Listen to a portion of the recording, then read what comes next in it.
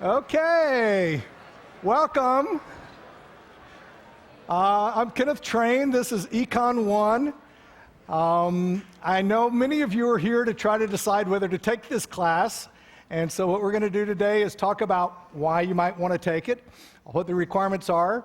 And then I think there's a lot of you that are still trying to get into the class. And so we're going to talk about enrollment issues and how you might have one last chance to get in. Our head GSI will be in charge of that. Okay, so I think the best motivation for taking this class is just to try to read the newspaper. It's astonishing the number of things that come up in the newspaper that without any economic training, you wouldn't know what in the world they're talking about. Just one of them just recently. The FTC is opening an antitrust investigation against Google. How many of you knew about this? Google's perhaps going to be accused of breaking the law having to do with monopoly control. How can that be? Everybody loves Google. So you should be asking yourself, what in the world is an antitrust investigation? What are antitrust laws? Antitrust laws shortly are laws that prevent the growth and exercise of monopoly power.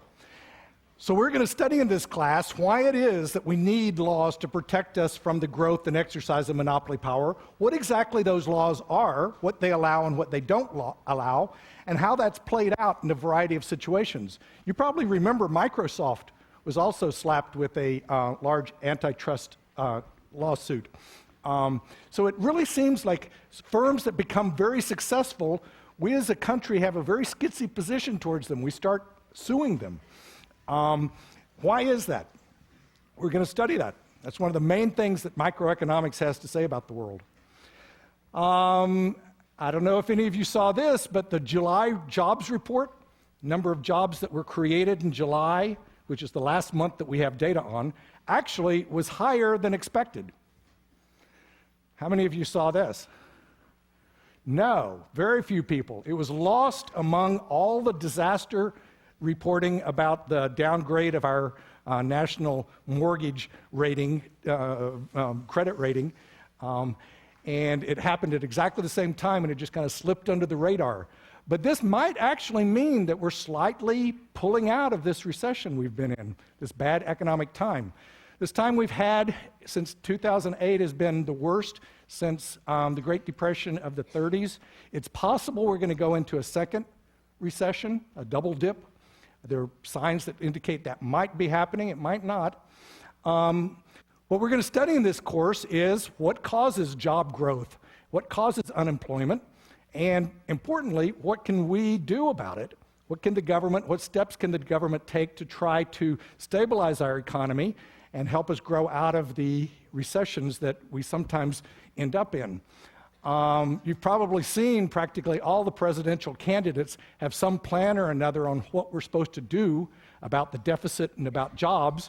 Hopefully this course will help you to evaluate those and make your decisions on what you think, which candidates are making meaningful statements and which ones aren't.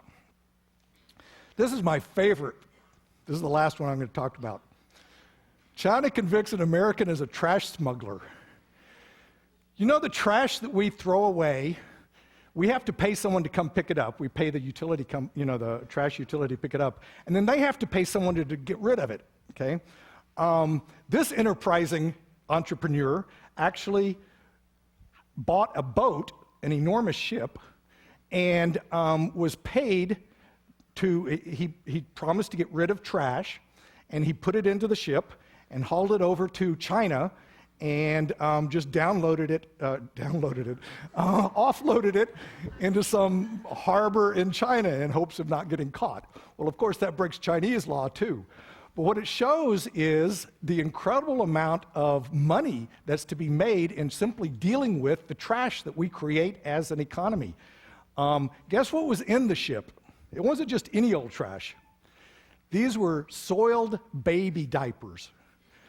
The entire thing was filled with soiled baby. Can you imagine the Chinese official who opened the hull and the smell came out? Anyway, the act of living, the act of having children actually creates pollution. We need to somehow deal with this. We create pollution in all forms of our living, and we need to figure out how to handle that in our economy. So that's what we're going to study in this course, how to make the right decisions about the degree of pollution that we need to have or want to have, how to protect the environment at the same time that we keep our economy growing. That's the main topic of economics and one of the topics that we're going to discuss in this class. You can go on, practically all the paper and newspapers are filled with topics that have to do with things that we're going to study in this class. Okay, so back to the mundane issue of what actually is economics. This is the way our textbook defines it, and practically all textbooks define economics as a field. It's the study of how economies use scarce resources to produce valuable commodities and distribute them among people. It's a very broad definition, but it can be broken down into three parts: what goods are produced, what resources are used to produce them, and then who gets to consume those goods. Those are basically the issues that we're trying to decide how to do and how does it happen in an economic system. The key word in this definition is the word scarce. This is a central concept to the study of economics, and in some sense can be considered the defining characteristic of the study of economics. We start with the concept that there's scarcity. There is a fixed number of people in the country who can work, a fixed number of hours that we have available to doing work. There's fixed resources that are available for us to produce goods and services. After we've produced those goods and services, there's some fixed amount of that that has to be distributed among people.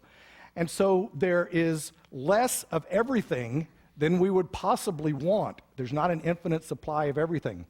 What that implies is that we as a society and we as individual people need to make choices. We have to choose how to use these scarce resources.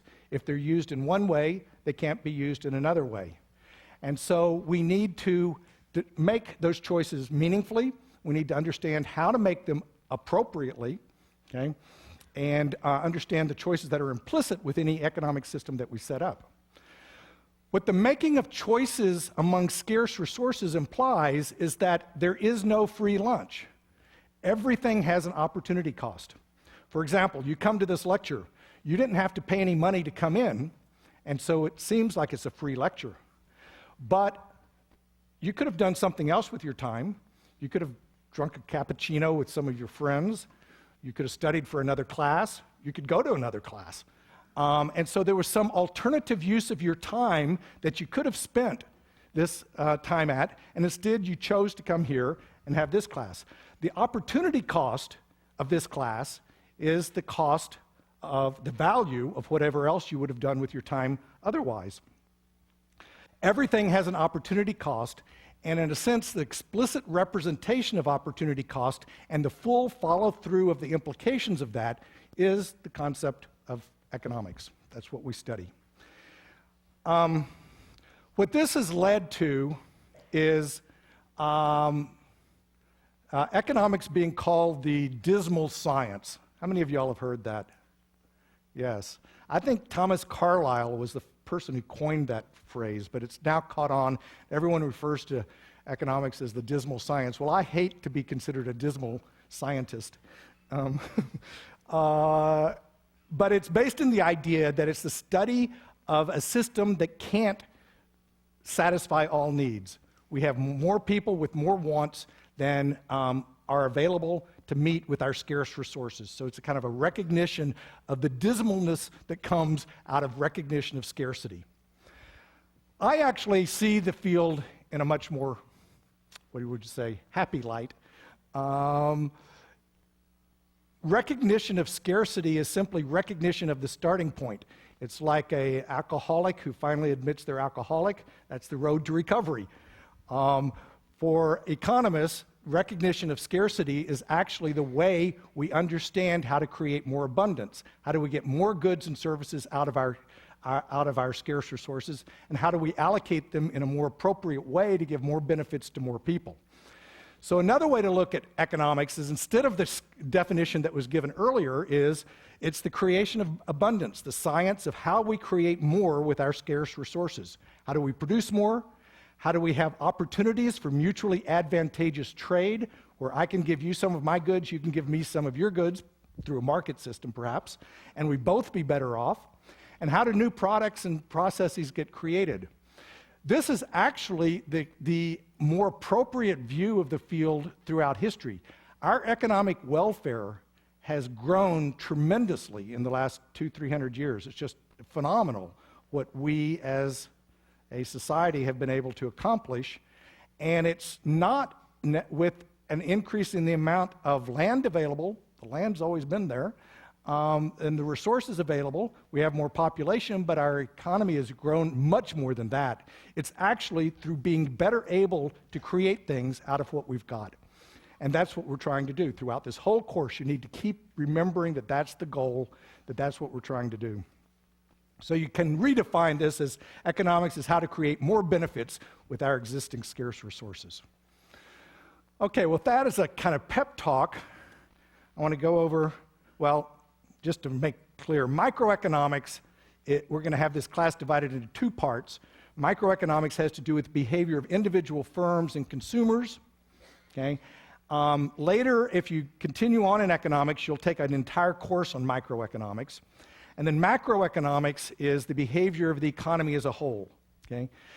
It should be the case that the two are interrelated. However, at our level of understanding of the macroeconomy, there's not that much relation between the two. As you'll see, the kinds of forces that operate and determine what happens in a macroeconomy are, in a sense, independent. They're not independent, but if you try to apply this concepts of microeconomics writ large for the macroeconomy, you can go really wrong, okay?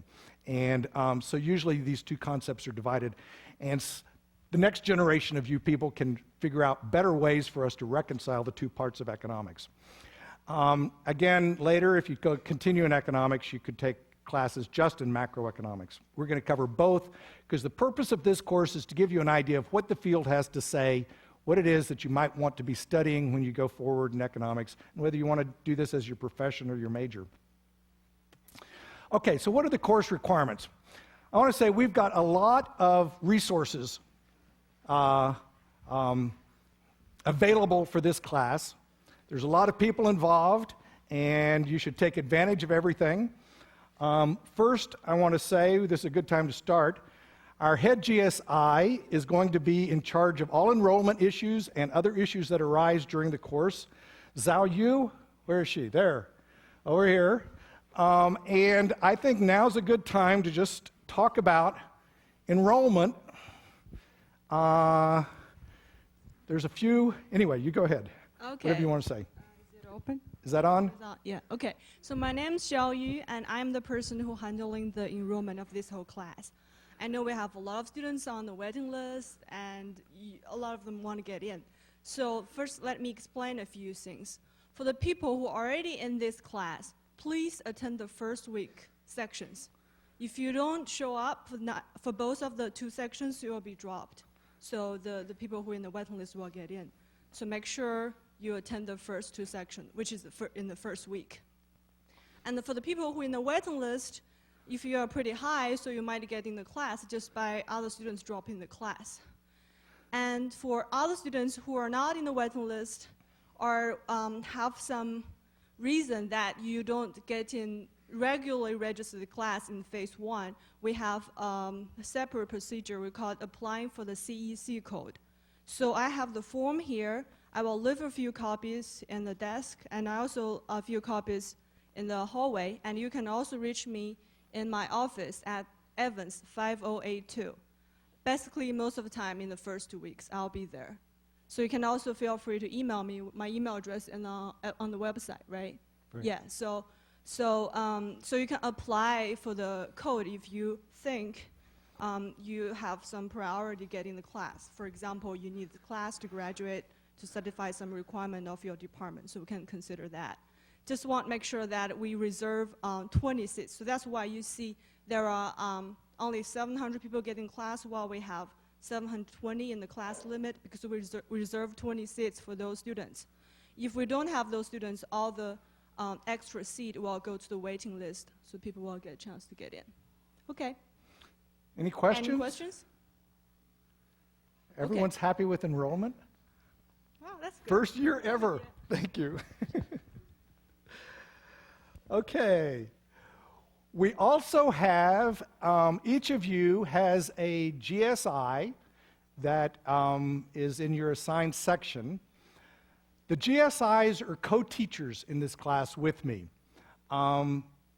As you probably know by now, this class has 2 hours of lecture a week and 2 hours of section a week. And so fully half of the instruction will go on in sections. And your GSIs will be covering handling those. I think you will find the sections to be very enjoyable and productive. I have given material for the GSIs to cover in each section so that every GSI will be covering that material. But then also the GSIs, I've encouraged them to bring their own material because I really do think economics is a very personal topic. It's a personal subject. You have your own views on things, and it's a way to organize your thinking. It's not a mandated right-wrong concept. And so the more the GSIs can do that in their sections and let you do it also, the better. So there's time in section for material that's beyond what I am requiring be covered there also. The required material in the sections will also be on the exam, so it's important you go to section or you won't do well on the exams. For example, I think the first topic we're covering in section is the production possibility frontier. It's a really important and useful concept. We're not going to talk about it at all in lecture, and it's important that you be in section for it. And in regard to that, I'm going to skip the rest of these for now and talk about grading. The grading is 5% for the 5 problem sets, 25% for the midterms, and 45% for the final exam. There's 2 midterms. Importantly, all grading will be by GSI. Okay, so each GSI will grade his or her own students, develop his or her own curve, and assign the grades. It'll all be under my supervision. I'm responsible for the grades. But it will be separate by GSI. So I'm doing this for a couple of reasons. Well, before I get into that, so you can kind of see the sense. This class also has a stricter grade distribution than most classes you're perhaps accustomed to. Each GSI will give 25% of their students A's of some kind, 35% B's of some kind, and the remainder C's and below. So the median grade is a low B, essentially, in this class. The reason we do this is a departmental regulation. It's not a regulation because faculty are individually responsible for grades, but it's a recommendation by the department to have this kind of distribution because this class is used to determine who gets into the major, who gets into Haas, and things like that. If everyone made an A and B, then you wouldn't be able to distinguish who should get into the major and stuff. So this is the reason for it, and you should maybe consider this when you're trying to decide whether to take the class. You should also recognize that C is not a bad grade. Everyone thinks you should make high grades is better. A C, the most important thing in college is to figure out what you want to do with your life, at least as far as you can in 4 years. And if you make a C in a class, sometimes that means, well, that's not the route for me. Go somewhere else. Do something else. So it's useful information. You shouldn't see it as a failure. You should see it as a gaining of information about who you are and what you're interested in and what you're good at. So nevertheless, this will be the grade distribution. Now, each GSI then will have their students and will essentially figure out by adding up all the points, what's the top 25% and give them A's, B's, etc. What this means is that each of you will be graded and in a curve only with other students who are being taught by the same GSI. That's the main reason for this. When I first started teaching this class, I had 1 grade distribution for the whole class. And then what would happen is some GSIs teach differently than others. Some of them cover different material than others. And the students felt that if they didn't do well, it was their GSI's fault because the GSI wasn't teaching well. This way, everyone within one GSI's teaching mechanism is getting graded equivalently. Okay, so it's much better in that regard. Okay, any issues or questions about the grading? I know I always get questions later because it feels confusing, but it's actually not. Each GSI, it's as if they have their own class. Yeah.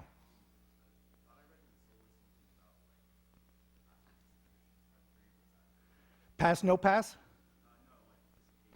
Participation is not counted towards your grade in any fashion.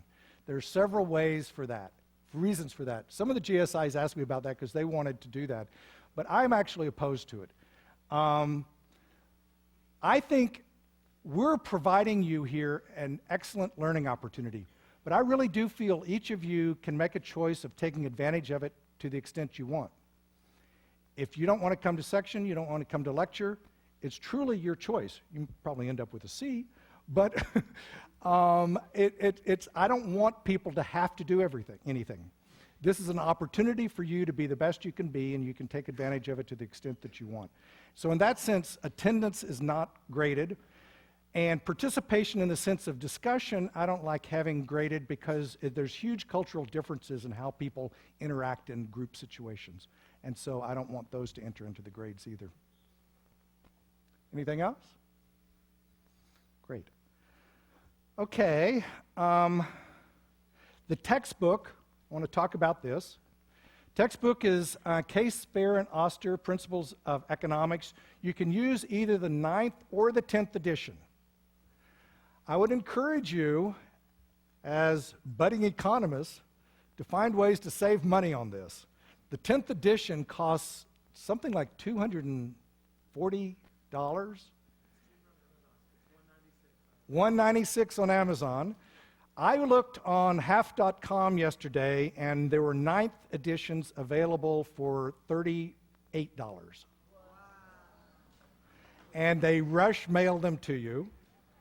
I would encourage you to do that. I think the publishers charging these prices is sinful, and we should use our economic clout to avoid paying these prices. All the readings on the syllabus and on the website are given for both the 9th and the 10th editions, so you can use either one. Also, the bookstore has told me that you can rent the book instead of buy it for half price. It's a little less than half price. I give details on the website, and the bookstore has information about it. So you buy it, you can mark in it, you can do whatever you want to, then you return it at the end of the semester, and it's half price. So but that's still $115 or something like that. So it's expensive. And what was the?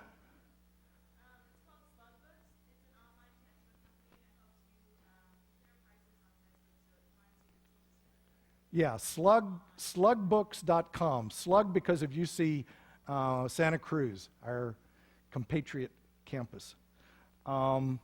So try to find, if you've already bought the 10th edition, I don't want to make the bookstore mad at me, but you could find one online at $38 and then bring it back, the 10th edition, back to the bookstore. We have a course website. B-Space for this class simply orients you back to this website. It's because I created this website before B-Space existed, and I like the way it displays information better than the B-Space. Each of you will probably also have a B-Space site for your individual sections. Your GSIs will have them.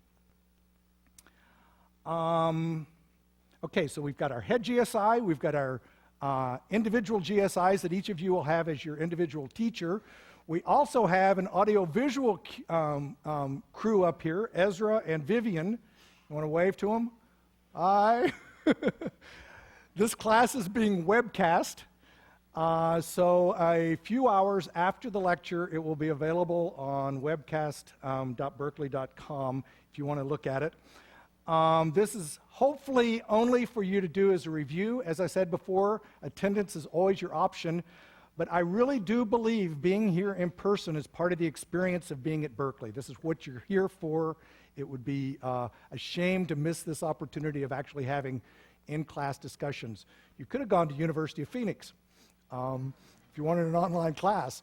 So I encourage you to come here, even though you do have the opportunity to watch the webcast later.